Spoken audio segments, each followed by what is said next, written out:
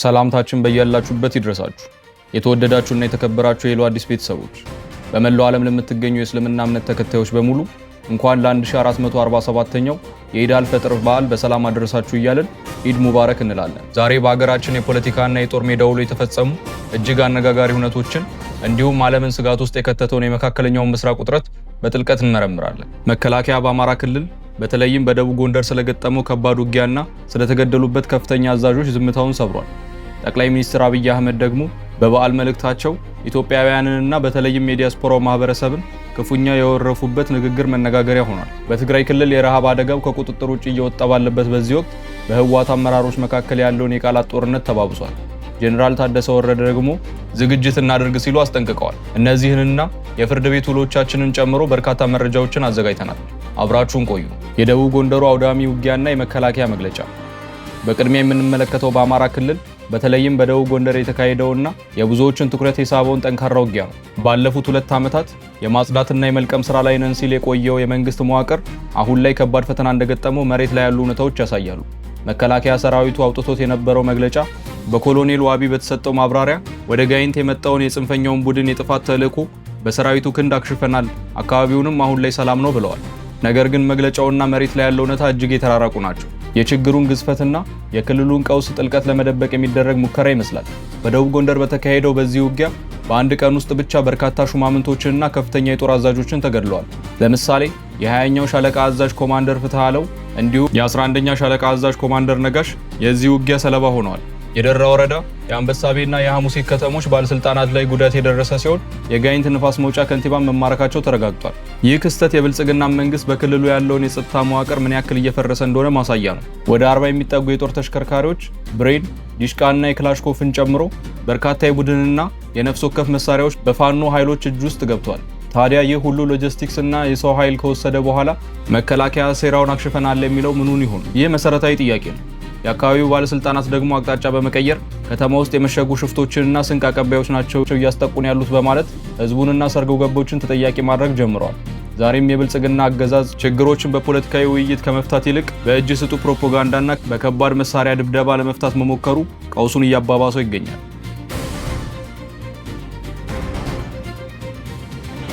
ወደ ቀጣዩ መረጃችን ስናልፍ የጠቅላይ ሚኒስትሩ አነጋጋሪ የበዓል መልእክትና የዲያስፖራው ውረፋ።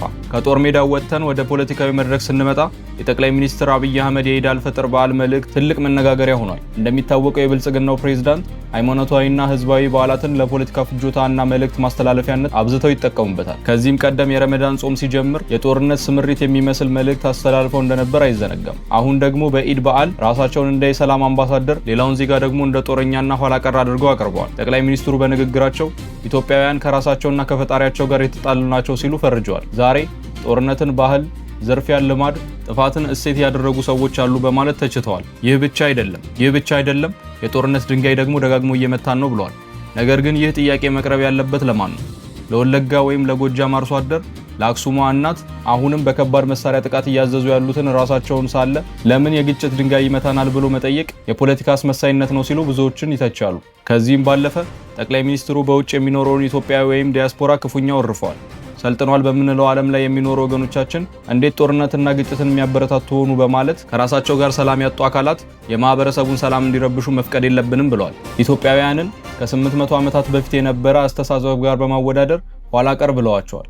ነገር ግን በዲያስፖራው በኩል የሚሰጠው ምላሽ እኛ የምንቃወመው መንግስት በህዝቡ ላይ እያደረሰ ያለውን በደል እንጂ ጦርነትን አንወድም የሚል ነው።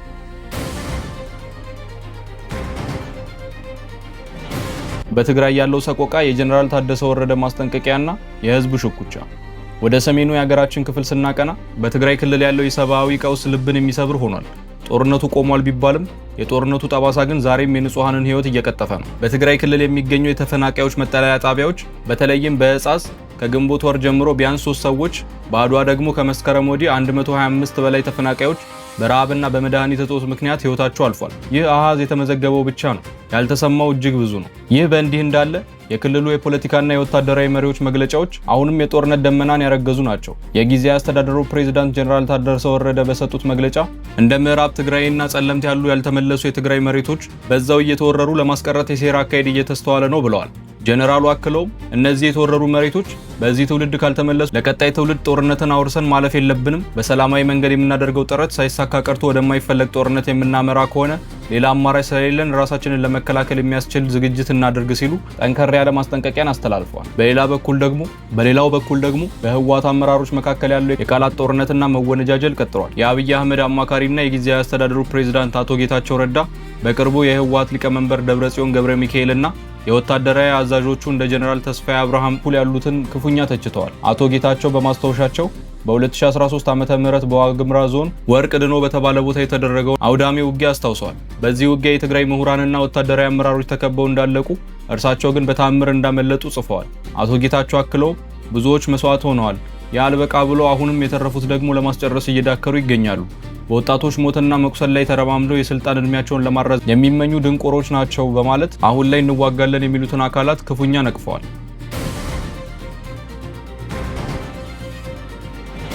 ወደ ቀጣይ መረጃችን ስናልፍ የፍርድ ቤቶች ውሎ አቶ ታዬ ደንዳና ሲሳይ አውገ። ከጦርነትና ከፖለቲካ ትኩሳት ወደ ፍትህ ስርዓቱ ስንመለስ አነጋጋሪ የሆኑ የፍርድ ቤት ውሳኔዎችን እናገኛለን። የመጀመሪያው የቀድሞ የሰላም ሚኒስቴር ዴኤታ የአቶ ታዬ ደንዳ ጉዳይ ነው።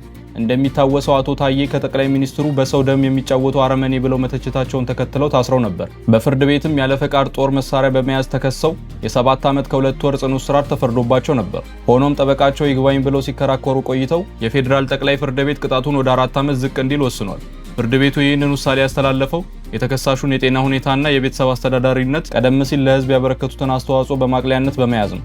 ነገር ግን ጠበቃቸው አሁንም የመከላከያ ምስክሮቻቸውን ጠቅላይ ሚኒስትሩና ወይዘሮ አዳነች አቤቤን ጨምሮ የመሰማት መብታቸው ስለተጣሰ ጉዳዩን ወደ ሰበር ሰሚ ችሎት እንደሚወስዱት ገልጸዋል።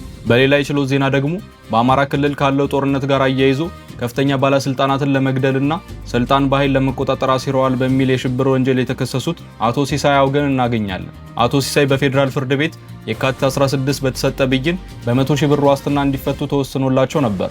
ነገር ግን የዋስትና ገንዘቡን ከፍለው ከቃሊቲ ማረሚያ ቤት ሲወጡ ወዲያውኑ በፖሊስ ተይዘው ዳግም ወደ እስር ቤት ተመልሰዋል። አሁን ደግሞ በፌዴራል ጠቅላይ ፍርድ ቤት አቃቤ ሕግ ያቀረበውን ይግባኝ መርምሮ ለፍርድ ቤት የፈቀደውን የዋስትና መብት ሙሉ በሙሉ ውድቅ አድርጎታል። ይህ አይነቱ አሰራር በኢትዮጵያ የፍትህ ስርዓት ውስጥ በአንድ በር አስወጥቶ በሌላ በር ማስገባት ልማድ ሆኗል ሲሉ የሰብአዊ መብት ተሟጋቾች ይተቻሉ።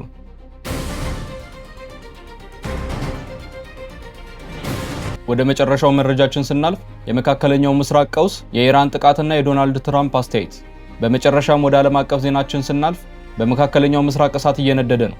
በኢራንና በእስራኤል መካከል የተጀመረው ፍጥጫ 3ኛ ሳምንቱን ሊደፍን በተቃረበበት በዚህ ወቅት ጦርነቱ ኢኮኖሚያዊ መሰረተ ልማቶችን ኢላማነት ተቀይሯል።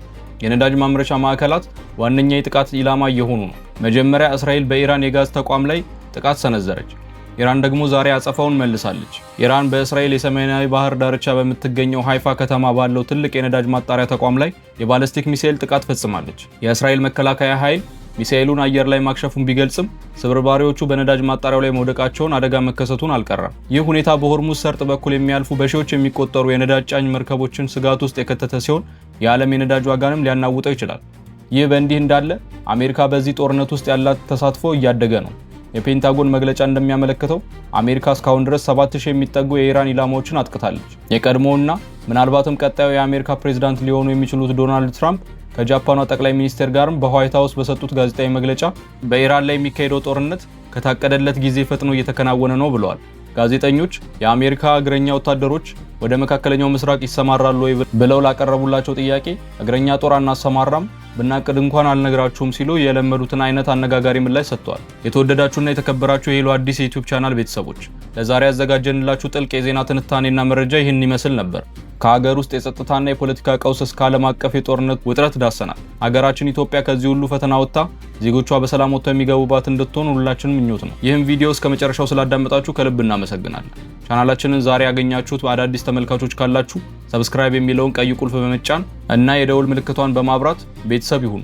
መረጃው ጠቃሚ ሆኖ ካገኛችሁት ደግሞ ላይክ ማድረጋችሁን አትዘንጉ። ሀሳብና አስተያየታችሁን ከስር ኮሜንት መስጫው ላይ ጻፉልን። እያንዳንዱን ኮሜንት እናነባለን። በሌላ አዲስ ወቅታዊና ጓጉይ መረጃ እስከምንገናኝ ድረስ ቸርን ሰንብት። ሰላም ለሀገራችን።